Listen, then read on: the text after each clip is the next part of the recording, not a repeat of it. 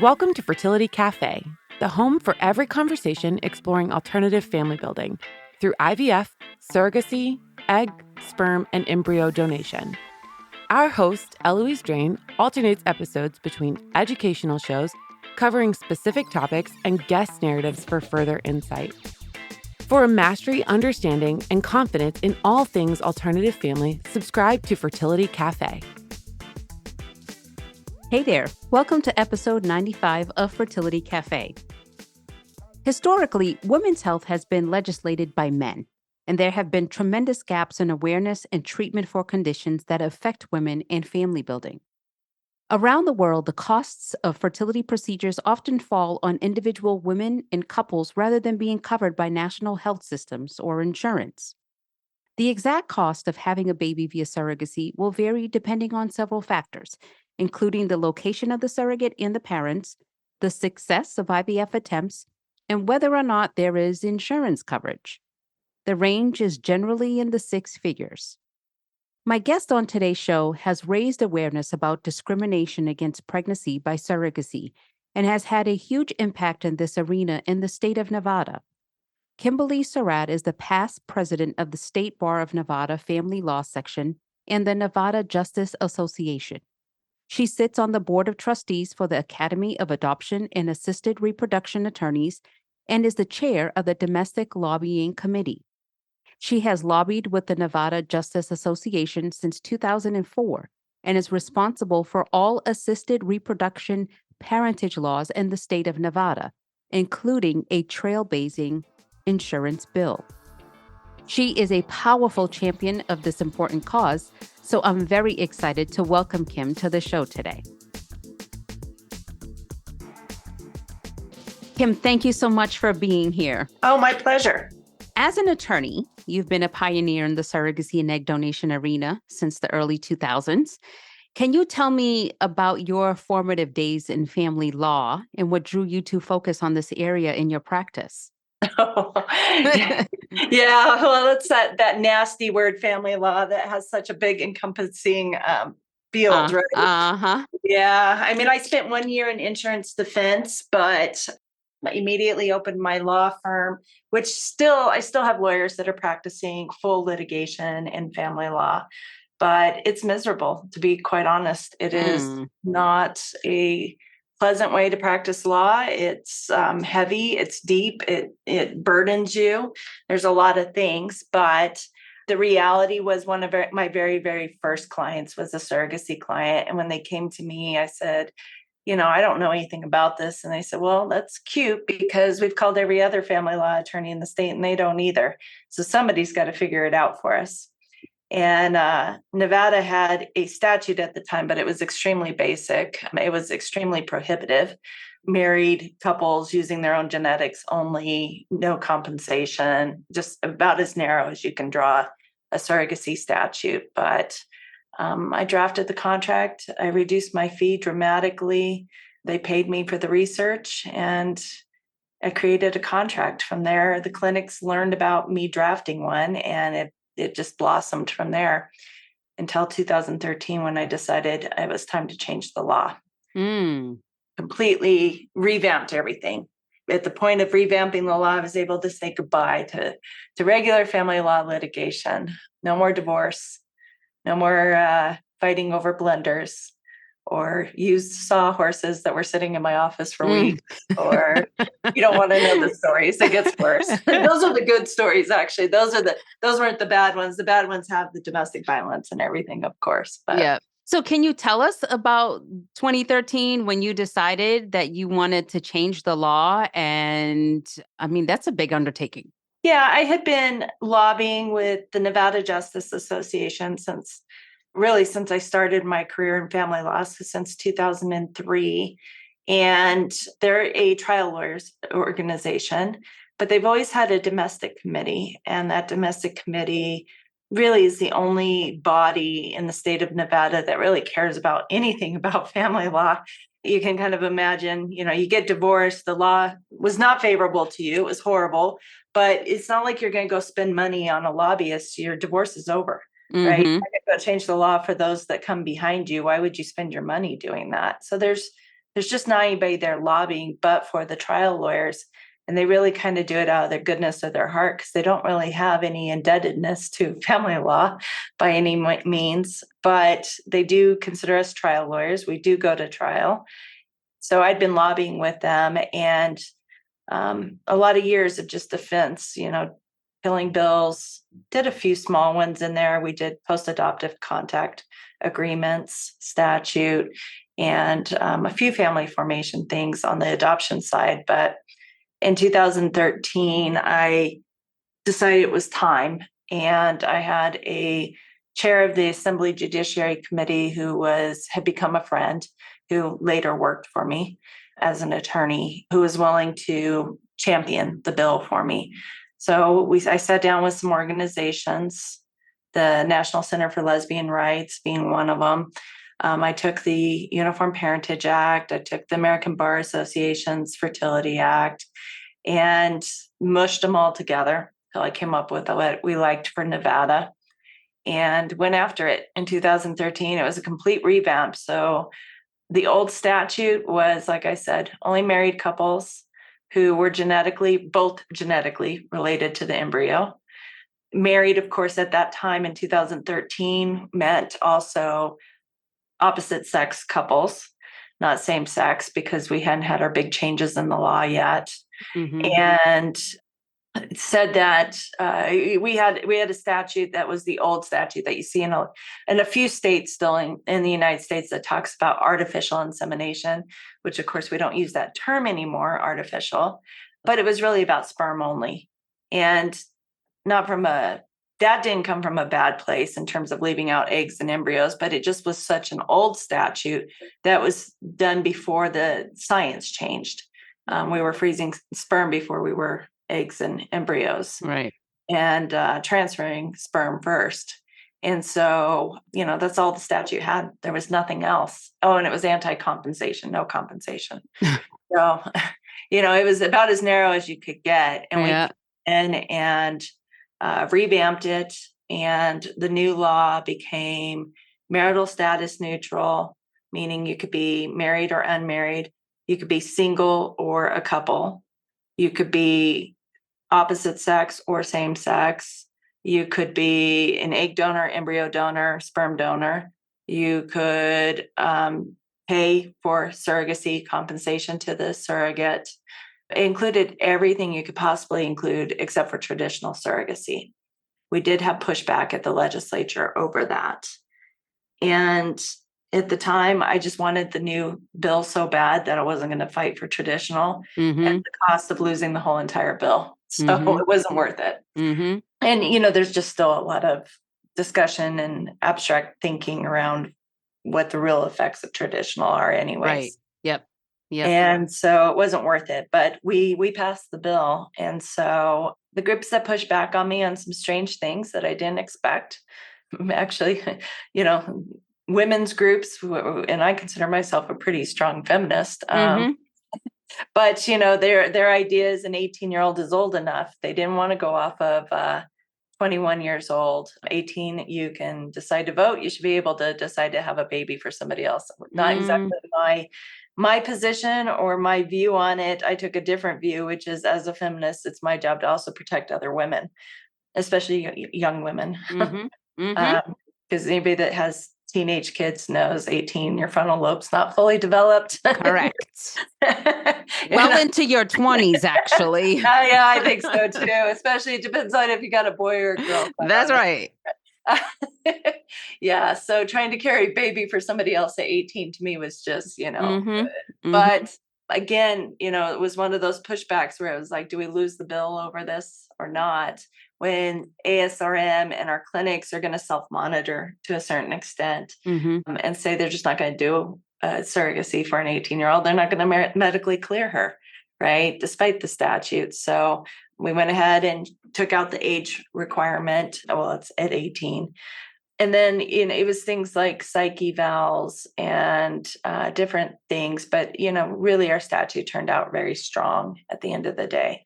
So strong that Nevada just blossomed like no tomorrow. Yep. It was not as bad of a fight as I thought it was going to be. We had tried a few times before that to kind of poke the bear and with things, and it wasn't good timing. Our Yep. legislative body was made up differently at the time. It was more Republicans.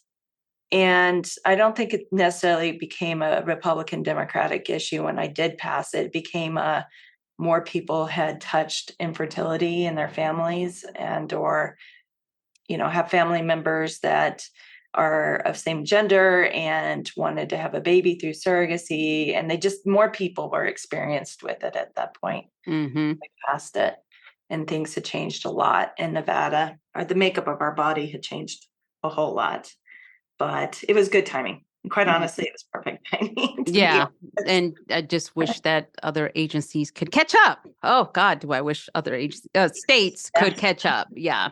How did you go about to get the state of Nevada to change their insurance bill? Because that's another piece that you championed. So in between passing that one and before we did the insurance bill, the attorney that I talked about that was the Assembly Judiciary Chair, he came to work for me, started doing surrogacy work for me, and then he became Speaker of the House. And to be really honest, I became really cocky in between there. And mainly because of him. Yeah. I went in and I gender neutralized every statute in the state of Nevada. We revamped our affidavits of paternity to parentage so they could be used for assisted reproductive technology. We made the birth certificate process smoother, easier. We started tweaking other things. I mean, I just started going like crazy. But the year that I decided to do the insurance bill, I was still on that high. I passed a lot of bills. One year I passed 8 in 1 year, which is just unthinkable. I just decided, what the hell? What do I have to lose? At this point, everything we need, except for that element. And I might as well try. I mean, I wasn't too keen or excited about facing the insurance companies, but because when I lobby on family law, I'm facing other family law attorneys, or I might be facing constituents who went through a divorce, right? Which I face in court anyways.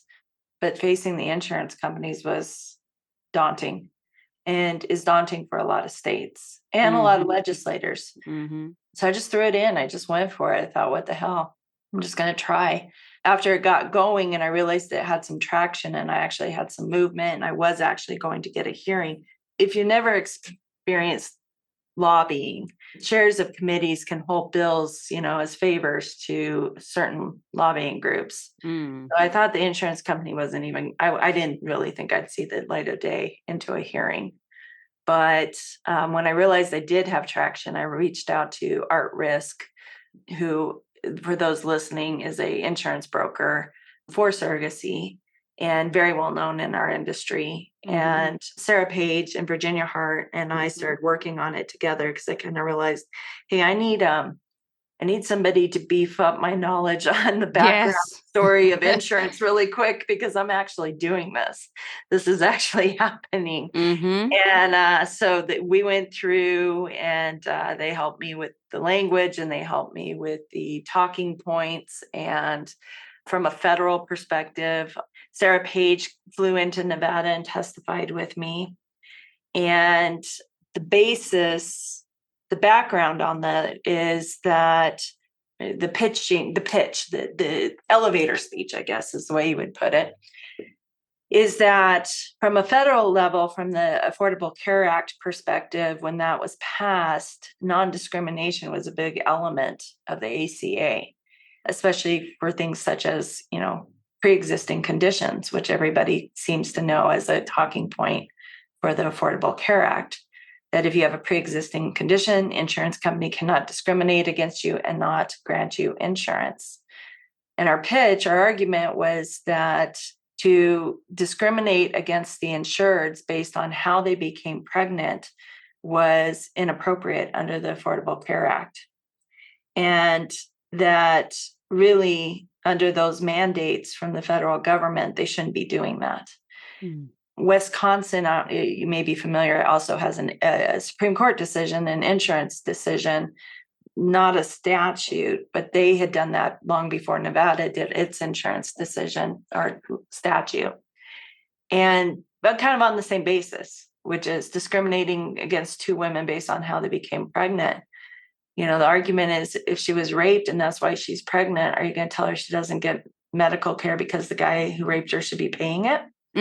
Are you looking at a teenage woman and going to tell her that you're a teenager, you shouldn't be pregnant? Are you going to discriminate based on the type of services based on how the woman became pregnant or why she's pregnant? It went well. Well, in hearing, the biggest turning point for us was United Healthcare came to us, their lobbyist, who I knew and I had lobbied with for many years, and I knew kind of on a personal level anyways. And he said, if we can work with the language with you, we're not against this. I said, what? You're kidding, right? And he said, no, actually, your discrimination argument, we don't really, we believe it's true. It's actually real. And that is actually the right basis and exactly what the problem is. And so he worked with me on the language. We tweaked a few things. Their biggest thing, of course, is they wanted the language to be clear. They're not going to pick up the tab on the base compensation for the surrogate or her benefits, right? Which is obvious. I mean, that's not anybody's intent, that's what insurance is for. Although that would be brilliant, wouldn't it be? Yeah. Oh, yeah. Make a lot of people happy. Oh, no one would ever complain. I would That's right. Business, right? But it's not the purpose of medical insurance, and that's not what the goal was. So we worked on the language. The number one group that was against it were the unions. And really? It was their conglomerate. They have a pack, a lobbying pack for multiple unions together. And that lobbyist was the most horrifying, quite honestly. Really kind of rude. I don't know how else to put it. I'm trying to pick the right word, but he was rude. Rude from a female perspective of why women do this, very strong-headed about it, very male about it, very not understanding of people with fertility problems and the need for surrogacy, and just kind of bitter that, they would have to pick up the bill for this.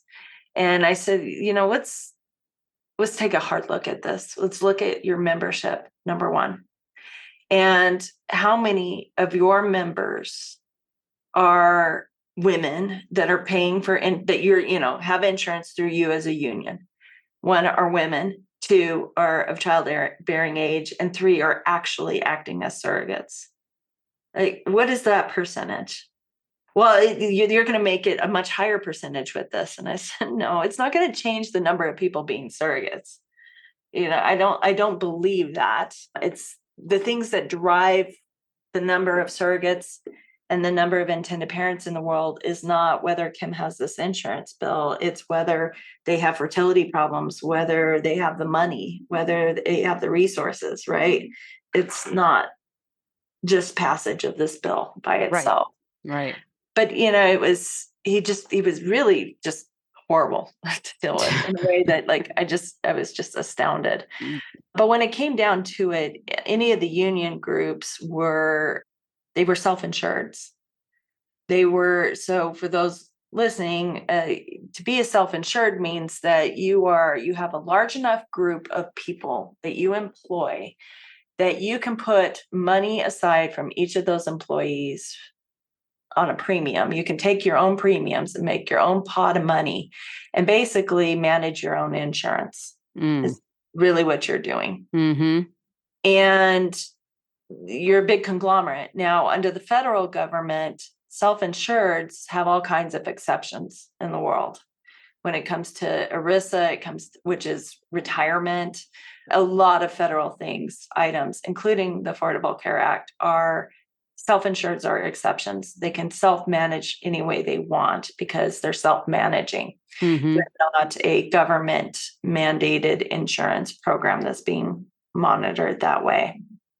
And so my arguments, the ACA arguments, and a lot of the arguments we were making were not applicable to them. And they knew it, and I knew it. And at the end of the day, to get the bill passed, we made an exception for self-insureds. It doesn't mean that a self-insured policy in Nevada won't cover surrogacy. It means that they have an independent decision to decide whether they're going to cover The insurance, policy, a insurance or not. surrogacy, yeah, or not. Yeah. And so those, agencies, all the groups, lawyers, everybody that does reproductive work, you've probably seen letters from either Art Risk or IFI, International Fertility Insurance, where they've done a review of a policy, a self-insured policy, and they've always said, even in other states, they've said, well, this is a self-insured policy. Thus, they can say today they will, and they can say tomorrow they won't. Mm-hmm. Right? There's not a lot of faith. Now, the reason people have faith in it is if they get a letter from that self-insured saying they're going to cover it, because they now have something to hold their feet to the fire with, right? Say, you said, and it's in writing from you, you said you would cover it. And for the most part, they'll stay true for the year, at least. And so I'll get agencies that will say, oh, it's Nevada, we don't have to do an insurance review. Not true. Mm-hmm. You need to determine if it is, one, a self-insured policy or not. Two, there are a lot of companies in the United States, internationally even, who operate in Nevada, but they're really headquartered out of another state. Mm-hmm. Policy may be actually another state's policy. It's not actually issued under Nevada law. And they have in-network providers in the state of Nevada for their employees that are in Nevada, but the policy is being managed somewhere else. So it's not comforting to me when somebody says, oh no, it's Nevada, so we're good. We don't need to do an insurance review. You need to do an insurance review. Mm-hmm. Mm-hmm. Despite all of this that I've learned, and as much as Art Risk taught me, and as much as I learned through the legislature, I still struggle to look at a policy and say, is this self-insured or not? I can't tell, because some of the self-insureds will hire the big companies to manage them for them. So like the big company's name's on there, but it's still a self-insured policy. Yeah. And that's why I always tell everybody, regardless of whether you're working with an agency or you're doing independent, whatever it is, go get that insurance policy checked. You got to, even if it's Nevada, even though we have this amazing law. Yeah. Now, the time you're safe in Nevada without a review is you went to the ACA, you went to the open market, and you purchased the policy for that surrogate. Those ACA policies are purchased in Nevada, Mm-hmm. are always going to have surrogacy coverage because of our law. Mm-hmm. So you're fine then, because you purchased it intentionally and knew where you purchased it from. But anytime it's an employment one, you need to be really careful. So then I'm curious. So the ACA plan is also obviously on a federal level. So is there anyone, and I know obviously it happened in Nevada, but is there anyone who's talking about tackling discrimination against different kinds of pregnancies and insurance policy on a federal level so that it's across the board, across the country, not just in Nevada? There has been discussion, there has been a look at it. You can imagine on a federal level, after the ACA's passage, we really haven't had anything of substance in the insurance world because it rocked everybody. And that is such a massive endeavor. It is easier to take the mandates of the ACA and apply them to the individual states and tell the individual states they're applying it wrong, because that discrimination language is part of the ACA. And so it's about proving to states that they are in violation. That may take lawsuits, plaintiffs, lawyers, Quite honestly. But yeah, it's an act of God, because which of our surrogacy clients want to tackle a state for inappropriately not issuing insurance versus say to their matching program, find me a surrogate in a different state where I don't have to worry about it. They're not going to go sue that state for fun. Maybe at some point we'll have the world's most perfect plaintiffs who are just super excited about doing that for us. But, surrogacy is one of those hard ones where what we're not getting on the front end they're not going to go sue over. They're just going to go find a surrogate in an appropriate state for them and where there is insurance, and they're going to move on. The best way to tackle this is individual states at their legislatures. But insurance is a touchy subject. It is a timing issue. It is a good lobbying team issue. I'm blessed because the Nevada Justice Association backed me. It was my bill. I did do it independent from them, but I sure as heck had their help. There is no doubt. I never could have done it without them. Because, they still worked the building for me, is what we call it. But, other states, I know a few have taken a look at some things. Illinois has done some creative things on just fertility exclusions, versus surrogacy. No one's really attempted the surrogacy stuff like me. California, there is a group there that does some lobbying on adoption and reproductive stuff. And they each time have decided, and their primary lobbyists have decided, that it was not good timing every single time. It depends on what else is being held at that legislature at that time. What are the hot topics? And in the nation right now, abortion's a hot topic. Police brutality is a hot topic. Rewriting criminal statutes, rewriting any rights a woman's ever had in some states. So you just got to look at what's going on at that legislative body at that time to say, can we do this now or not? Timing is everything, but lobbying.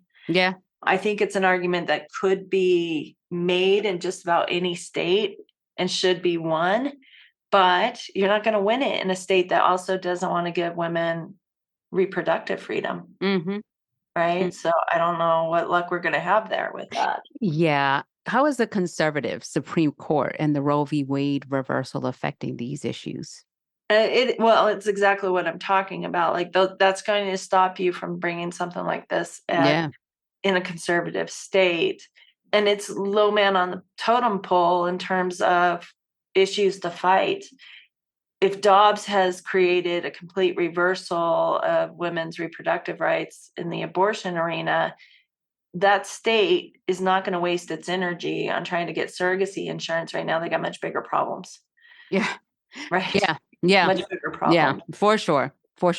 What do you think the future holds then for surrogacy health insurance? I mean, I don't see a lot of what's going on going away anytime soon by any stretch of the imagination. So what do you think the future holds for surrogacy? I think we'll continue to pick up this type of a statute in the liberal states that have decent progressive surrogacy statutes. I would expect to see something with Oregon and Washington and California at some point. California, I don't know. There's so many. Like when I say I lobby in Nevada, we're talking about a much different size legislature than California. There are a lot of human bodies in that state, and there is a lot of lobbying power in that state. And I don't know what kind of power the insurance industry has there. Probably a lot, because California, I completely neglected to say, California's got a lot of liens in that state. Nevada's statute does say that they cannot lien. That's not allowed in Nevada. Do you want to explain what that means? Yeah. So you've got insurance companies that'll come in and say, we'll cover the medical for this surrogate, but she's receiving compensation. And the way we look at it is that compensation and what the intended parents are paying should really be reimbursing us first. And so they'll lien her compensation. They will say part of her compensation is theirs for that reimbursement.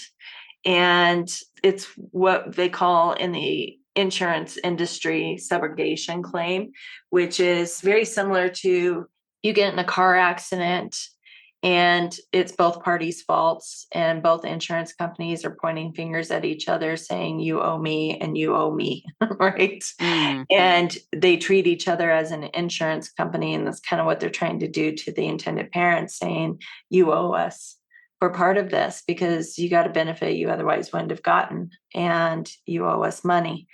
And it's become a big problem in some of the states where there's liens all over the place. California has a significant number of them. I'm licensed in both Nevada and California. But Nevada specifically, our statute says they cannot do liens, which of course was a huge win. For sure.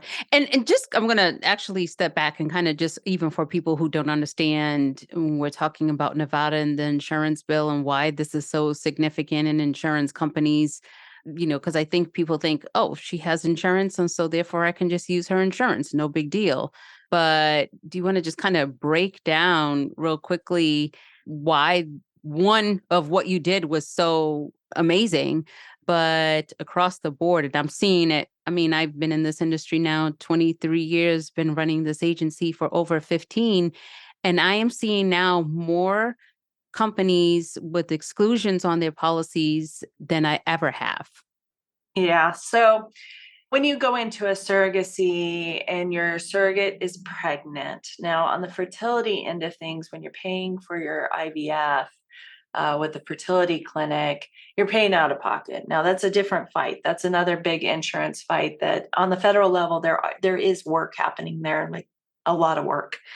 Some of the big nonprofits like Resolve are working on trying to make it where fertility coverage is not excluded. But even if they make a change at the federal level, they're talking about your own fertility medical treatment, not necessarily a third party's medical treatment for fertility. But when your surrogate gets transferred to her OBGYN, the natural instinct of the public is to say she's pregnant, she has insurance, her insurance covers maternity, labor, and delivery, and thus she has insurance. But insurance companies start picking up on the fact that these women who they were covering all the medical on were carrying a baby for somebody else, and it wasn't for their own benefit. And insurance companies started coming in and saying, hey, if you're caring for somebody else, caring for yourself, we're going to cover your labor and delivery. But if you're caring for somebody else, we're not going to cover it. And so they exclude it. Now, they started doing so in the very fine print. So if you think, I always just tell people, think about the contract for your credit card. Did you ever read? No. No one ever read it, right? And who's ever really read their full insurance policy? Most people have read the little summaries they put with bullet points on the internet, or they give you these little summary sheets when you get your insurance from your employer. But the actual policy itself is more like 300 pages long, and you haven't read it. Very few people have read it. And in that fine print, they started putting in there that they will not cover surrogacy. Now, some of the confusion is some insurance companies have started, they put either they're not going to cover the medical, or they're trying to say they're not going to cover her compensation. Again, we're looking for medical coverage, medical insurance from a medical insurance company. We're not looking for them to pay her compensation for being your surrogate. But they've excluded it. And then more companies caught on and more caught on. And like you said, we've seen it's just increased and increased. Or they've just made it more and more complicated with what they will and they won't cover, and what the percentages are, or what the liens are, et cetera. So it got to the point where we had some states where we had no insurance. We had zero options whatsoever. And so you could have a state that has statutes to say you can have a surrogate, and very friendly statutes to your parentage, but no insurance options. And it was getting worse and worse. And Nevada, when I went to do ours, Nevada was Nevada was in an extreme insurance dilemma anyways, for insurance at all. We had some rural counties in Nevada that insurance had pulled out completely because of the ACA. They said they just weren't going to cover those rural areas of Nevada. And so insurance is it's a beast. It's a beast. That's an understatement. Yeah. And it's its own beast, and it's its own powerful. Yeah. It's its own powerhouse. It has its own underbelly within the United States of what they control and what they do. And I don't think anybody that's listening, whether you've done a surrogacy or not, hasn't experienced frustration with insurance saying they weren't going to cover something. Mm-hmm. And of course, part of what the ACA was meant to do was to get more coverage for more people in the United States and to say, hey, insurance, you've already been telling people you can't have insurance just because they had a pre-existing condition. So you can't do that anymore. It comes with its own controversy, the ACA, because of the costs associated with it and how expensive insurance got post the Affordable Care Act. Mm-hmm. But that was the only basis that we got the law changed in Nevada. But what it means is you can go to Nevada and you can purchase a policy for your surrogate during open enrollment. We'll talk about that in a second. And know it will have surrogacy coverage. You will go to another state and have a surrogate in another state, and you don't know that that's for sure. Mm-hmm. You will have to screen policies to determine it. Now, you still need to screen in Nevada because, like I said, if you're not buying the policy for her and it's an insured policy, you need to make sure it's not a self-insured policy. Yep. And then if it is a self-insured policy, you need to ask whether they're willing to cover it or not. I've had plenty of self-insureds in Nevada still say, yes, they'll cover it. They don't care. If she's pregnant, she's pregnant. Why? Because they took a page from her playbook at the legislature and don't want to get accused of discrimination. Mm-hmm. So, Mm-hmm. yeah. And so you're still, even if it's self-insured, you still see a lot of coverage in Nevada, even with those. Yep. But you go to other states, and you could have states where you can't find coverage at all. Yeah. And For for one policy or two, yeah, right? barely. I mean, and Barely. for those intended parents and surrogates who are in that situation where there is no policy and intended parents are like, hey, we are going to have to cover the cost of pregnancy and birth out of pocket. Is that even a viable option? In my opinion, it should not be. I think it's putting the carrier at way too much risk, far too much risk. What intended parents need to know is that, yes, you can go to the hospital and you can negotiate a cash rate for the delivery. You can negotiate a cash rate with the OBGYN. So you pay them a flat fee and negotiate what it's going to be. Those negotiated rates are a picture perfect, beautiful delivery with nothing wrong. Now, they'll charge more for a C-section. They'll tell you what it's going to be for a C-section versus a vaginal, but that means nothing went wrong. She didn't start bleeding out, have an emergency circumstance, etc. If anything goes wrong with her, those flat fees that you negotiated are out the window. Mm-hmm. And the medical bills are all on the intended parents. But the bigger problem, they're actually on the carrier. They're in her name. Mm-hmm. The intended parents don't pay it. Her credit goes in the trash. And it's her credit that's affected. And it's the carrier that gets chased by the hospital Mm-hmm. and the doctors and everybody else trying to get money from her. And if the intended parents can't pay that now, if anybody's not experienced the hospital situation where they charge $100 for a cotton ball, right? Mm-hmm. And every single thing is a exorbitant rate, you're probably not going to be able to afford it. And even if you do, and you can negotiate with them to pay it, you have put your carrier at risk this entire time. Now, that doesn't sound too shabby to intended parents. They're like, whatever, she can file bankruptcy, whatever, I'll try to pay it. I'll negotiate to pay $100 a month for, 20 years. Yeah, but it's sitting on her credit that entire time if you negotiate that way. And that's not fair to her. It needs to be paid. Mm-hmm. Because she wants to go buy a house later down the road and it's on her credit. They're going to deny her. Mm-hmm. It's not, that's why I tell my intended parents, we leave her in better shape than we found her. Yeah. And it's not just even her credit. I mean, it could affect her ability to find a job. It could affect her ability to rent a place to live. It could affect her ability to get completely cured too. Yeah. Yeah. Because if the bills aren't getting paid and she needs to see a specialist because something went wrong and she's still got bleeding problems, etc., and they won't do the surgery because there's not enough cash on the table, her health is at risk also. Yep. And there are agencies that are still and honestly, lawyers are trying not to use that word because agencies are a licensed entity, and matching programs is what we prefer to call them. But my mouth can't seem to not say the word agency, so it just comes out. But I'll recognize the difference. But there are matching programs that still want to allow intended parents to do that. And it's up to those of us that believe that's a bad thing to put our foot down and say, we're not going to do it. I'm not going to do a contract for a surrogate without insurance. Yeah. Now, I don't mind doing a contract that says insurance will be purchased if there's a timing issue because we're waiting for open enrollment, et cetera. But there's got to be a game plan. Here's my issue. My issue is that as professionals, sometimes we get wrapped up in helping the next person and helping the next person. And I feel for those intended parents. I know how frustrating and hard it is.